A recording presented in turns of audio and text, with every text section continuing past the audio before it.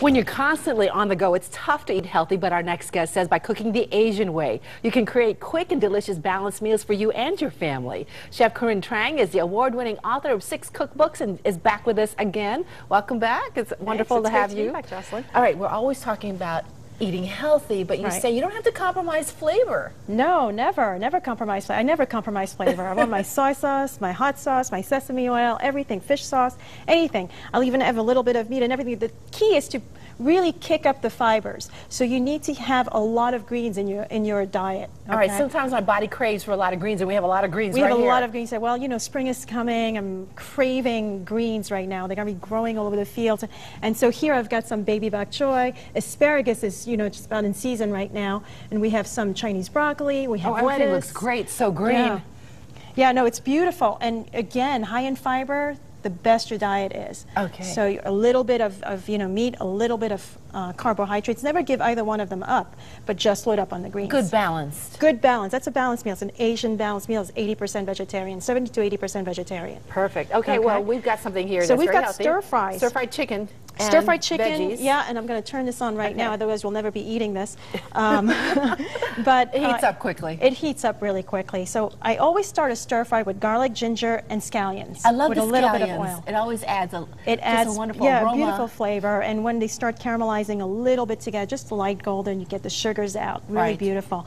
And what kind of oil did you use? I just use peanut oil, but you can also use grapeseed oil, which has the same health benefits as olive oil, except you can cook at a high temperature, whereas olive oil, you can't really. You can't. It's medium to low heat on olive oil. Grapeseed oil, you can kick it up to a high heat, which is perfect for stir frying. Okay, because you want to keep the ingredients moving and you don't want to kill all the nutrients. Okay. Okay, so here I've made a green tea soba, and what I did was stir fry asparagus with shiitake mushrooms, and I served that on a bed of greens, so more greens. Okay, always more greens. It's starting to sizzle. I'm going to just stir this a little because it smells really good already. It takes so little to get all these flavors to come together. Oh yeah, it smells fabulous. Yeah, and we don't have a wok here, but this is also a great way to flavor the wok, to really cure the wok by just, you know, always starting a stir fry with garlic, ginger, and scallion like that. But you don't really need a wok to stir fry. You don't need a wok, especially on a an electric stove. You could do this, and it's, you know, whatever you have at home. Don't let anything stop you from not making something that you want. You're adding the chicken now. I'm adding the chicken now. I'm already, you know, it's getting really fragrant right now. So add the chicken. Now, what did you marinate the chicken with? I marinated the chicken with soy sauce, sesame oil, and a touch of hot sauce. Not too much. So I'm going to cook that first. Is this something that you love doing at home? I do, because it's really easy, it's quick, and if I have leftovers, you know, it's for the lunch the next day or even breakfast. I love eating, you know, a good amount of vegetables for breakfast too. So I'll have salad for breakfast. I do too.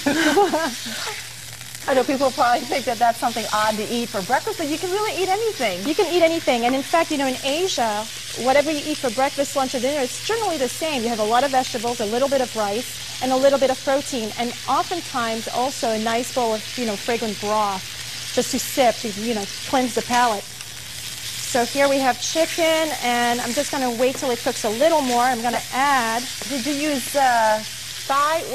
I use the thigh. I use dark meat. You can use. It just tastes better to me, but you know, if you want to use white meat, that's fine. The breast is absolutely delicious too in any stir fry. But this retains more of a juicy texture than the breast, which tends to get dry. So now I'm going to add bok choy. And bok choy, you can find that now at the grocery store, at the not just at the anywhere. Asian food stores. No, you can just find it anywhere. So my chicken is already cooked, so now I can just safely add the greens. Now you got to be careful with the greens because you don't want to overcook it. That's right. So look at this now. It's just starting to wilt. I'm going to add the rice. Now this is brown rice. Brown rice. Sushi rice, right? Sushi brown rice, exactly. So it has a slight chewy texture. But very somewhat healthy. Sticky, but better extremely than white healthy. Rice. I think so. And you know what? I've gotten used to it because I grew up eating white rice. And then I did too. Jasmine white rice is what I usually buy. I buy a big, huge sack of it, but I think now I'm going to switch to this. To this, exactly, and it tastes so good. I mean, you know, it has a sweetness to it. That's really beautiful. I'm going to add a little bit of sesame oil and just a touch of soy sauce. I don't want my rice to be brown necessarily, too brown more than it is right now. I just want to flavor it slightly. And if you want to adjust at the table, you can always adjust at the table, the seasoning. Add some pepper, and that's it. There's your stir fry. That is, wow. How easy is that? And then you can use other protein as well. If you don't want to use chicken, what can you use? You can use pork, you can use beef, shrimp is fine. Instead of bok choy, you can have asparagus, you can have baby bok choy, or rather the Chinese broccoli, regular broccoli. Any vegetable you want, really. Get inspired, go to the market, see what's in season, see what looks good, and you know. What looks good to your eyes. Exactly. I go right to the vegetables in my eyes room and say, ooh, I want to eat that. Exactly, and look at that, it's done. Oh, and that didn't take very long at all. No. Now, I noticed you had ginger here. Always, is this something you also add to a stir fry? I didn't see it in there. Absolutely, yeah. No, I had some ginger in the beginning with the garlic and the scallion. Okay. Yeah. Essential to Asian cooking, ginger. It's also a cure-all, so it's always good for you. It has a lot of medicinal purposes, doesn't it? Absolutely, it does. It helps you digest. You know, it's a beautiful herb or rhizome rather. I'm turning this off. You know, so we're done, right? We're done. It didn't take us very long. No, not at all. I think it took us maybe a couple of minutes. It's really easy. The rice has to be cooked the night before. That is key. In any stir-fried rice, you need to have day-old rice. And it needs to be chilled the night before, so that, you know, when you are ready to stir fry, it's not sticking together. Rather, it just separates really beautifully. So is it time for us to try this? Absolutely. Okay, well, you're gonna have some with me, aren't you? Oh, yeah. Okay. Here we go. Very flavorful. Yeah. And so simple. Again, it's just garlic, ginger, and scallion. Very basic in any stir fry.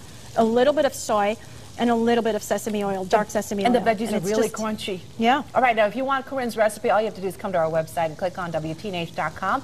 And of course, you can also go to Corinne's website for more recipes. That's right. CorinneTrang.com? That's right. Okay. CorinneTrang.com.